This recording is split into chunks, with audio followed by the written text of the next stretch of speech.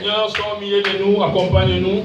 Encore une fois, que ta parole puisse avoir de la place au milieu de nous et réalise, éternel Dieu, dans nos vies, le vœu le plus profond et le plus sincère et accomplis ta voie dans le nom de Jésus-Christ, notre Seigneur.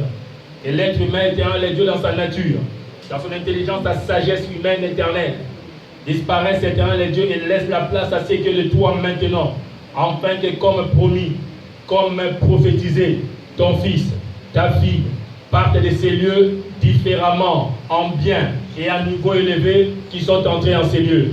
Dans le nom de Jésus-Christ, notre Seigneur et Maître, nous avons ainsi prié, d'un seul et commun accord avec lui et avec elle.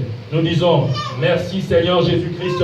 Merci Seigneur Jésus-Christ. Gloire et louange à toi Seigneur Jésus-Christ. Gloire et louange à toi Seigneur Jésus-Christ. Amen et Amen. Amen. Est-ce que tu peux acclamer Jésus et donne-moi la joie. Acclame Jésus et donne-moi la joie. Acclame Jésus et encourage-moi. Acclame Jésus et prépare-moi à parler de ta part. Acclame Jésus et prépare-moi à déclarer ce que de lui. Acclame Jésus et prépare-moi à dire ce que de ta personne. Acclame Jésus et prépare-moi à te déclarer ce qui t'a réservé. Acclame Jésus et prépare-moi à te déclarer ce qu'il a mis en place pour toi. Acclame Jésus et prépare-moi à te faire avancer dans les choses. Acclame Jésus et prépare-moi à pouvoir te faire entrer dans les droits, dans les sérieux, dans les droits. Que ces acclamations qui ont été produites par tes mains soient attendues dans le ciel et reviennent vers toi. Que ces acclamations qui ont été attendues dans le ciel et sont les retours dont tu as besoin, ce sont les retours que tu cherches. Au nom de Jésus, au nom de Jésus, au nom de Jésus, au nom de Jésus. Amen, amen, amen. Tu peux t'asseoir, bien-aimé, dans le nom de Jésus-Christ. La cité des refuges. Ce nom n'est pas venu de nous pour que nous puissions nommer ces temples et toute la cité dans laquelle ces temples se trouvent.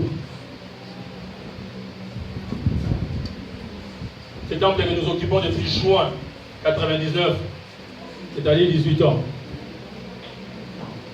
et qui a délivré, qui a amené les gens à la délivrance,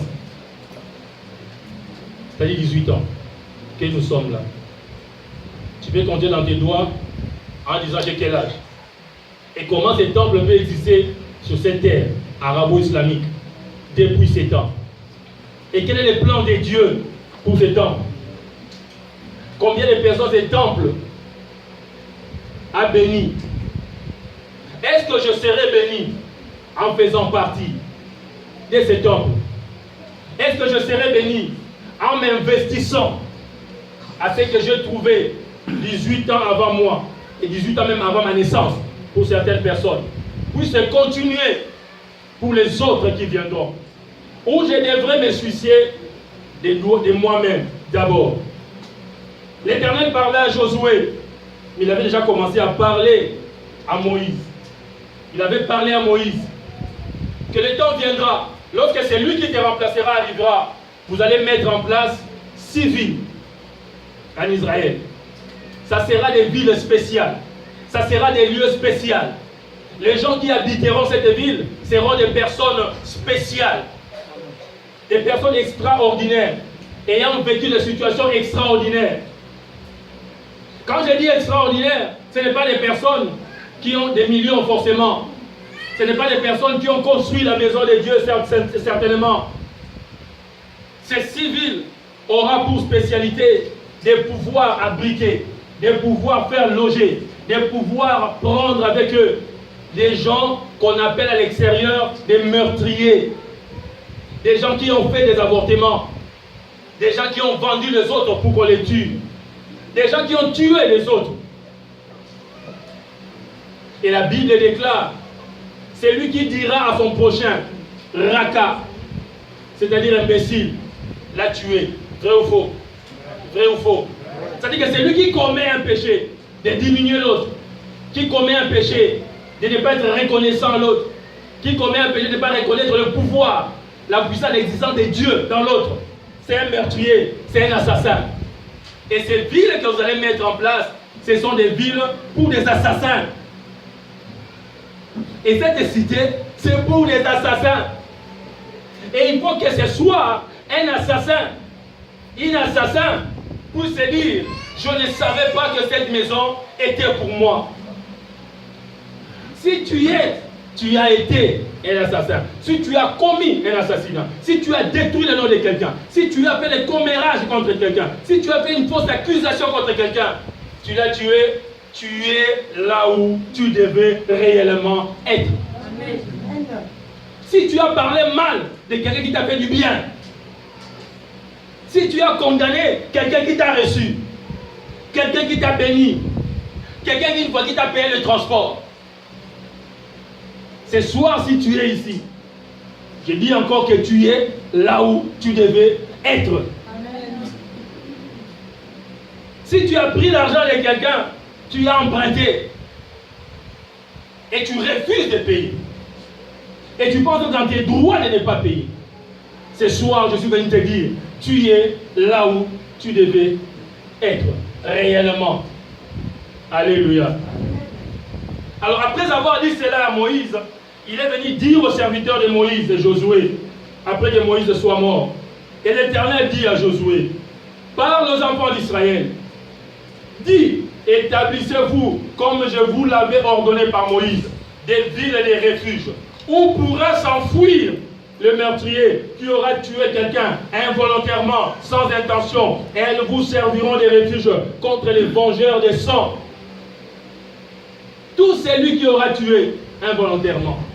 Je vous ai dit ici, lorsque Jésus est en train de dire sur la croix, lui, un jeune homme d'à peu près 33 ans, dire à son Père dans les ciels, Père, pardonne-leur car ils ne savent pas ce qu'ils font. Moi, la première fois que j'ai médité profondément cette histoire-là, ça m'avait choqué. Parce que j'ai regardé sous la croix les gens qui l'avaient crucifié. J'ai regardé sous la croix les vieux barbus qui avaient fait 7 jours de formation, de pharisianisme, qui connaissaient la loi, qui connaissaient la parole, et qui ont pris ces jeunes hommes et l'ont mis sur la croix, et que ces jeunes hommes disent, ils ne savent pas ce qu'ils font, pardonne-leur. J'étais vraiment choqué. Mais c'est après, vers mes 25-26 ans, que le Seigneur m'a dit, ils ne savaient réellement pas ce qu'ils faisaient. Parce qu'ils vivaient dans la loi, alors que moi, j'étais en train de leur faire entrer dans l'étape de la grâce. Ils ne savaient pas. Écoute-moi, chrétien, tu es très puissant, tu es très fort quand tu penses que celui qui fait les péchés contre toi ne sait pas ce qu'il est en train de faire. Tu es là dans cette salle, tu passes beaucoup de temps à penser qu'il a fait exprès, à penser qu'il a la barbe blanche, il sait ce qu'il est en train de faire. Tu es en train d'utiliser ton énergie pour rien. Cette énergie, tu peux utiliser dans la prière pour obtenir ce que tu cherches de la part du Seigneur. Tu passes le temps à appeler, à écrire sur les mails pour chercher qui a parlé mal contre moi, qui ne m'a pas invité, qui ne m'a pas appelé. Il a envoyé les SMS aux autres personnes. Moi, il ne m'a pas envoyé les SMS, il ne m'a pas appelé. Le cœur ne te pousse même pas à dire, mais est-ce que les SMS qu'il a envoyé pour inviter les gens, est-ce qu'après il avait encore du crédit? Des simples questions comme ça te met à cœur de dire, Seigneur, je suis sûr qu'elle ne savait pas. Je suis sûr qu'il ne savait pas. Pardonne-lui. Ça t'augmente de l'énergie. Dis avec moi énergie. Dis bien avec moi énergie. Et tu en as besoin de cette énergie, bien-aimé. Alléluia. Ceux qui auront tué involontairement le meurtrier, qu'est-ce qu'il fera? Il va s'enfuir. Il va s'enfuir pour aller entrer. Et l'évangile, nous avions dit, on avait suivi ici, que le pasteur Adjournal a dit que cette semaine, nous devons courir, aller vers la cité des refuges. Alléluia. Traverser la porte du temple jusqu'à atteindre notre estrade, jusqu'à atteindre notre lieu de sacrifice, afin de les toucher, pour que les vengeurs des sangs ne puissent pas nous tuer. Nous sommes dans cette salle, nous savons que nous méritons la mort. Tu mérites la mort. Tu mérites la mort par rapport au mal que tu as fait à quelqu'un qui n'a jamais connu Jésus dans sa vie. Ce qui connaît, c'est la vengeance, et sa vengeance, c'est pour te tuer. Tu mérites la mort par rapport à la vengeance. Tu sais que c'est lui à qui tu as arraché son travail, à qui tu as fait un faux témoignage, une fausse déclaration, qui a passé une prison dans la nuit. C'est lui qui est en train de pleurer maintenant à cause de ses enfants qui pleurent à cause de toi. Ces enfants qui n'ont pas à manger à cause de toi. C'est lui qui est quelque part en train de... Tu mérites la mort. Et le vengeur de la mort est en train de venir. Et la Bible dit, la première chose que tu as à faire, Déjà, c'est de pouvoir identifier où se trouve la cité de refuge. Le diable, c'est qu'il nous dit, c'est pour nous dévier de ne pas voir où se trouve la cité de refuge. Alléluia. À ta place, avec ces choses d'attendre de Dieu, je dois connaître où se trouve ma cité de refuge. Première chose, quel est le chemin qui amène vers ma cité de refuge? Troisième chose, je prépare mes pieds et courir vers ma cité de refuge. Alléluia. Il va courir. Il va s'enfuir. S'enfuir, ça signifie disparaître. S'enfuir, ça signifie courir vite, sans regarder derrière. Alléluia. Dis avec moi, sans regarder derrière. Sans regarder derrière. C'est pourquoi tout à l'heure, j'étais en train de danser. Ah, tangai moko. Nakolanda Yesu. Nakozonga nasi mate. Même moi-même, je vais suivre Jésus.